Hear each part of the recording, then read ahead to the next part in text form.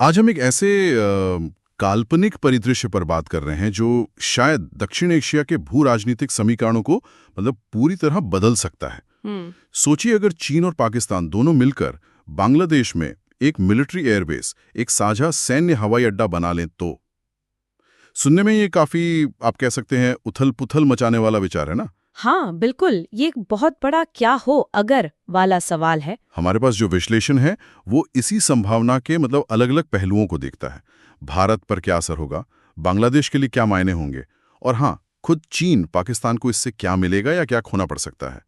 तो चलिए इस सोच को थोड़ा और खोलते हैं। कल्पना कीजिए बंगाल की खाड़ी के पास ही, शायद चटगांव या कॉक्स बाजार के इलाके में एक बिल्कुल नया मॉडर्न एयरबेस, और उसे चीन और पाकिस्तान मिलकर चला रहे हों।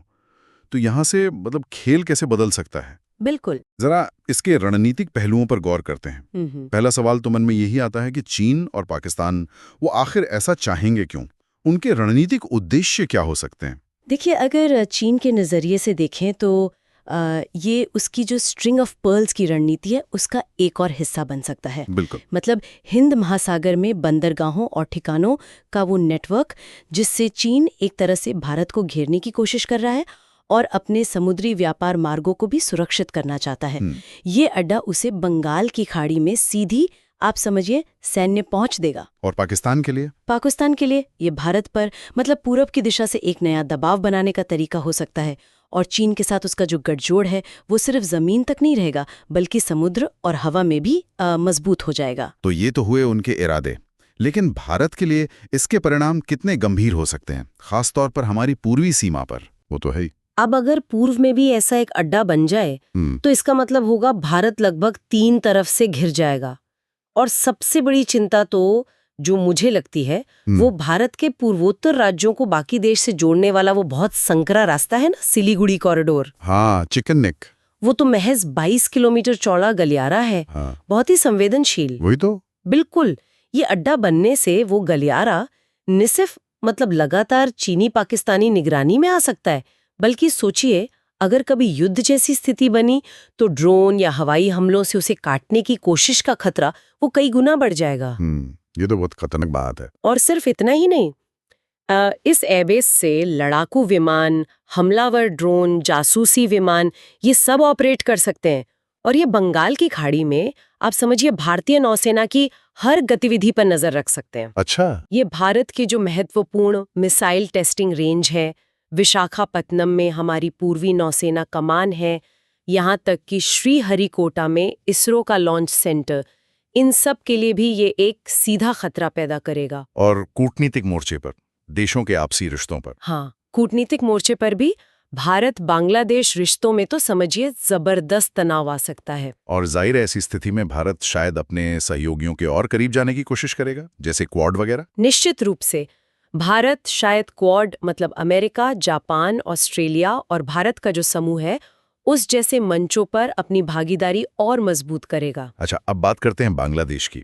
उसके नजरिए से ये चीज कैसी दिखेगी? क्या उसके लिए इसमें कुछ फायदे हैं? हाँ, ये एक अहम सवाल है। क्या बांग्लादेश ऐसे किसी प्रस्ताव के लिए हाँ कहेगा? उसके अपने नफे नुकसान क्या होंगे? देखिए, बांग्लादेश के लिए ये एक तरह से तलवार की धार पर चलने जैसा होगा। फायदे शायद ये हो कि उसे चीन से आधुनिक रक्षा तकनीक मिल सकती है, शायद लड़ाकू विमान भी, और एयरबेस के निर्माण से जुड़ा जो भारी निवेश होगा वो भी आ सकता है। इससे शायद ढाका को ऐसा लगे कि उसे भारत और चीन दोनों के साथ मोलभाव करने में थोड़ी ज्यादा ताकत मिल रही है। लेकिन नुकसान शायद कहीं ज्यादा बड़े हैं। सबसे पहले तो देश की अपनी संप्रभुता, उसी पर सवाल उठ खड़े होंगे। देश के भीतर इसका बहुत कड़ा विरोध हो सकता है, लोग सड़कों पर आ सकते हैं। हाँ, ये संभव है। और अगर कभी भगवान न करे संघर्ष छिड़ा तो बांग्लादेश तो सीधा युद्ध का मैदान बन जाएगा। आर्थिक तौर पर भी देखें तो भारत और पश्चिमी देशों से व्यापार और निवेश खटने का खतरा रहेगा, और उसकी जो एक गुटनिरपेक्ष विदेश नीति की छवि है उसको भी भारी धक्का लगेगा। तो बांग्लादेश के लिए फैसला लेना बहुत ही मुश्किल होगा। अच्छा, और खुद चीन और पाकिस्तान, उनके लिए क्या दांव पर लगा होगा? क्या उनके लिए ये सिर्फ फायदे का ही सौदा है? नहीं, उनके लिए भी जोखिम है। देखिए, चीन को बेशक दक्षिण एशिया में रणनीतिक बढ़त मिलेगी, भारतीय नौसेना पर निगरानी का लाभ भी होगा, लेकिन उसे क्वाड देशों और दूसरी क्षेत्रीय ताकतों के कड़े विरोध और शायद जवाबी कार्रवाई का सामना भी करना पड़ सकता है। हिंद प्रशांत क्षेत्र में अस्थिरता बढ़ सकती है, जिसका असर चीन के व्यापार पर भी पड़ सकता है। और पाकिस्तान? पाकिस्तान को भारत के खिलाफ पूर्वी मोर्चे पर एक बढ़त तो मिलेगी, ये सही है, लेकिन वो चीन पर और भी ज्यादा निर्भर हो जाएगा और उसकी अपनी सेना पर मतलब अलग-अलग मोर्चों पर तैनाती का दबाव और बढ़ जाएगा।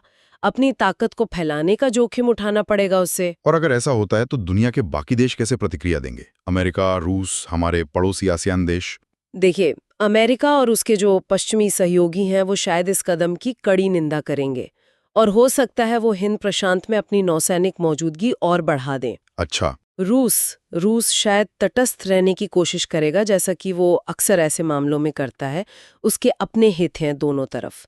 आसियान देश जरूर चीन के इस बढ़ते हुए सैन्य प्रभाव से चिंतित होंगे, उन्हें ये पसंद नहीं आएगा। और भारत? हमारे पास जवाबी कदम क्या होंगे? हम क्या कर सकते हैं? भारत की प्रतिक्रिया कई स्तरों पर होगी मेरे ख्याल से। वो शायद पूर्वोत्तर में अपनी सैन्य तैनाती और बढ़ाएगा। अंडमान और निकोबार द्वीप समूह में जो हमारी नौसैनिक सुविधाएं हैं, उन्हें और मजबूत किया जा सकता है। हाँ, वो रणनीतिक रूप से बहुत महत्वपूर्ण है। बिल्कुल। क्वाड जैसे गठबंधनों को और ज्यादा सक्रिय बनाया जा सकता है, जॉइंट एक्सरसाइज वगैरह बढ़ सकती हैं और शायद बांग्लादेश को लुभाने के लिए भारत बेहतर व्यापारिक और सैन्य सहायता के कुछ नए प्रस्ताव भी दे सकता है, मतलब उसे अपने पाले में रखने की कोशिश करेगा। तो कुल मिलाकर ये जो काल्पनिक एयरबेस की हम बात कर रहे हैं, ये सिर्फ एक मतलब कंक्रीट की इमारत नहीं होगी। ये दक्षिण एशिया में शक्ति संतुलन को हिला देने वाला एक बहुत बड़ा कदम साबित हो सकता है। बिल्कुल सही कहा आपने। ये बंगाल की खाड़ी में समझिए हथियारों की एक नई होड़ शुरू कर सकता है और जो वैश्विक शक्तियां हैं उनके बीच तनाव और बढ़ा सकता है। भारत के लिए ये निश्चित रूप से एक बड़ी रणनीतिक चुनौती होगी, लेकिन शायद ये अपनी क्षेत्रीय शक्ति, अपनी कूटनीति और अपनी रक्षा तैयारियों को नए सिरे से परखने और मजबूत करने का एक अवसर भी हो सकता है। यहाँ पर एक बात और सोचने वाली है जो शायद हमारे श्रोताओं को भी सोचने पर मजबूर करें कि क्या इस तरह का कोई भी कदम जो मतलब कागज पर देखें तो चीन और पाकिस्तान को शायद फायदा पहुंचाता हुआ दिख रहा है, क्या वो सच में किसी के लिए भी लंबे समय में स्थिरता ला सकता है, या फिर ये क्षेत्रीय अस्थिरता का एक ऐसा नया दौर शुरू कर देगा जिसका नुकसान अंततः सभी को मतलब सभी बड़े खिलाड़ियों को उठाना पड़ेगा? हाँ, ये एक बहुत गहरा सवाल है और इसका जवाब शायद वक्त ही देगा, लेकिन इस पर विचार करना वाकई जरूरी है।